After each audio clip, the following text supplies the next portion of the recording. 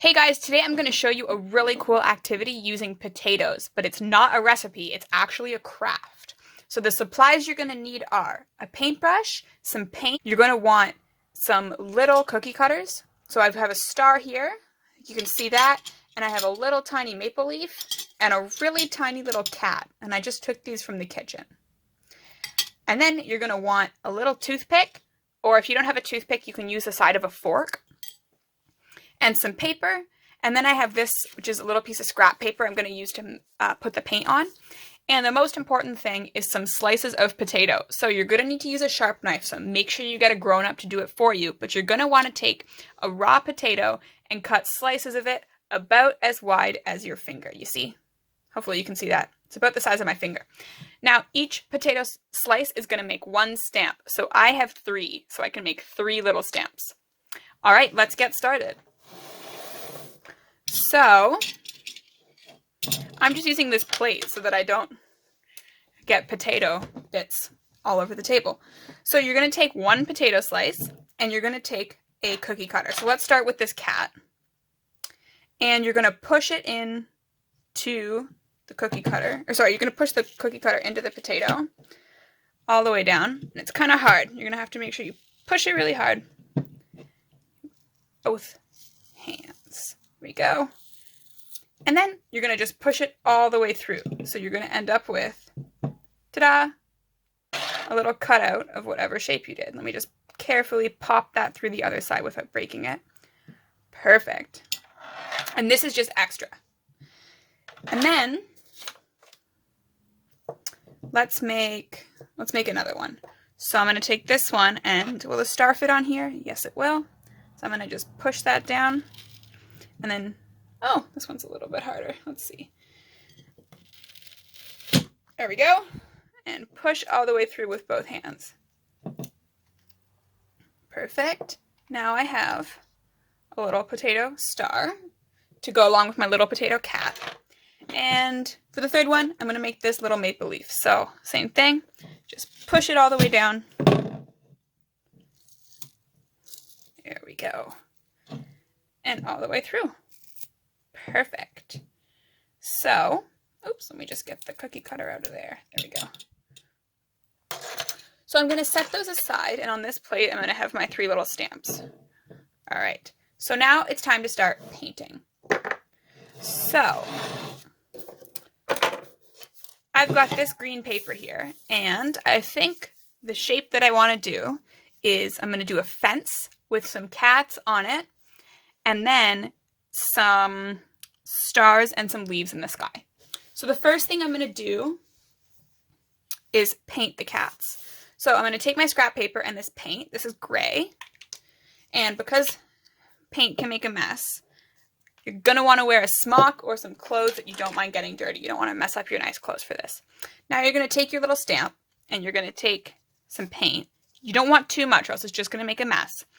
And you're going to paint all over onto your stamp. Put a little bit more over on this side just to cover all the spots. Perfect. And now I'm going to take my paper and take my little cat, and I'm going to flip him upside down like this and use it as a stamp. So let's put the first one right here so you can see it. I'm going to put it down and then just push down on the back really gently. You don't want to push it too hard or you're going to move it. And then I'm going to pick it up, and you can see I have a little cat shape. Now, stamps are never perfect. I don't think I pressed that one quite enough, so I'm going to push down on the other sides too. See? There we go. That's a cat. So, I'm going to keep going and put down a couple more cat shapes on the rest of my page because I want a whole little row of cats. All right, so you're just going to take your stamp again and put more paint on it.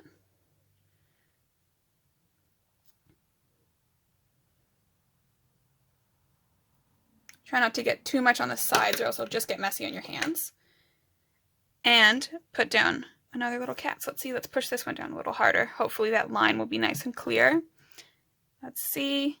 Ah, perfect. All right, now I'm going to do another one that's facing the other way. So if I flip this cat over the other way, I'm going to get a backwards cat. And I think that's what I want. So I'm going to paint the other side, as you can see, trying hard not to get too much on my hands. And you can do this with any kind of shape that you want. If there's a shape that you want but you don't have the cookie cutter for it, or you don't have the cookie cutters that are small enough, let's push this down. Excellent. But if you don't have cookie cutters that are small enough or that are the right shape, you can cut out a picture on paper and have a grown-up cut the shape around for you. It's just a little bit easier with the cookie cutters. Okay, so now I got my cats, and I think the next thing I'm going to do is I'm going to paint the fence that they're sitting on. Not perfect, but it doesn't have to be. I'm pretty proud of that. So let's leave that, and now I think it's time for the stars and the leaves. All right, so let's start on the stars, and I'm going to make the stars in nice bright yellow. So I got my yellow paint. I'm just going to put that down on the same paper that I used the other colors.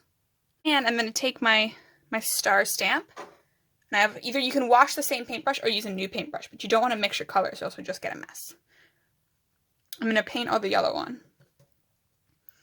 Now, you can do any different kind of picture with this. You can make animals, you can make plants, you can make flowers. A really cool thing you can do too is you can cut out shapes that don't really look like anything, just fun shapes, and you can make an abstract painting. So an abstract painting is when it doesn't look like anything real. So I'm going to put down my star, touch all the corners, push them down, and let's lift it up carefully. Looks good. All right, I'm going to do one more. All right, so I got my stars down, and now the last thing I'm going to do before I'm all finished is put in a nice tree with some red maple leaves. So, do you remember how we had a toothpick from before? Well, here's where it comes in.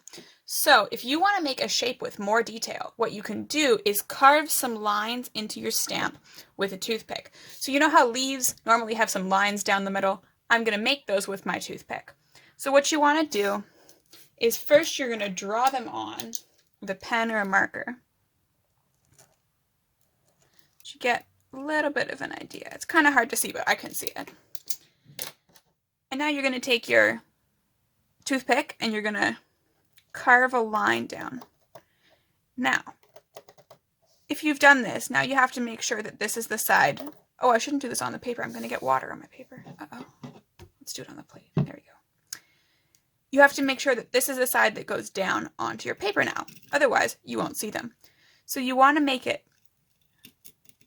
pretty dark, pretty deep line so it will show up. And I'm also going to do one over here. Oh, it's hard to see. Do one over here. And let's do one over here too. So I got a maple leaf with a couple lines, and I'm going to take the other end of my toothpick and make those lines a little bit darker. If this is too complicated, or if you don't want a picture with that much detail, that's okay. You don't need to. It's completely optional. It's just a fun extra way to add a little bit of something to your painting. Perfect. Okay, so now it's time for me to paint my leaves. So I'm going to take some red paint. I'm going to paint, remember now you have to paint the side that has the details on it, otherwise it will not show up. And if you've put the lines in it, you're going to want to make sure that you use a very thin layer of paint. And now I'm going to take my toothpick again and I'm going to go over those lines and basically take the paint out of those lines. See? Now, oh, there's a bubble in there. Let's pop that. There we go. Now, when I put it down, it should show up with some nice lines.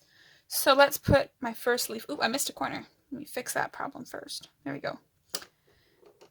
I'm going to put this leaf right over here. Be really gentle with it, but make sure I get all the corners. When I lift it up, you can see the lines. All right, let's do one more.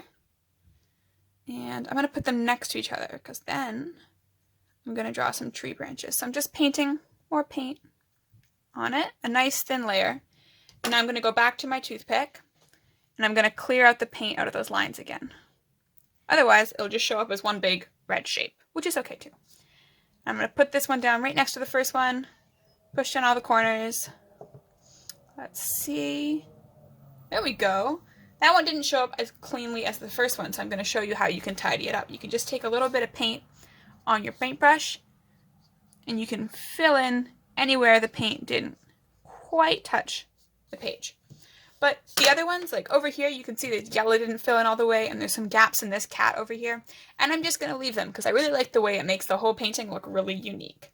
Now the last thing I'm going to do before I'm all finished is I'm going to take some more brown paint, same paint I used for that fence, and I'm going to make a nice tree trunk and some branches for my tree. So let's do a tree trunk over here. Just like that. And I'm going to make a branch that goes out like this. And those leaves are on that branch. I think I need a little bit more paint. Alright, let me make my tree come all the way down here. I can push it down to this side. Let's see. You got some roots out the side. And I can do some lines on my tree trunk. And maybe another branch up here. There we go. All right, so I used 3 different stamps, and I showed you how to use the toothpick to make some extra detail, and we painted a lovely background onto our painting. So I hope you have fun with this craft and you can make it at home yourself.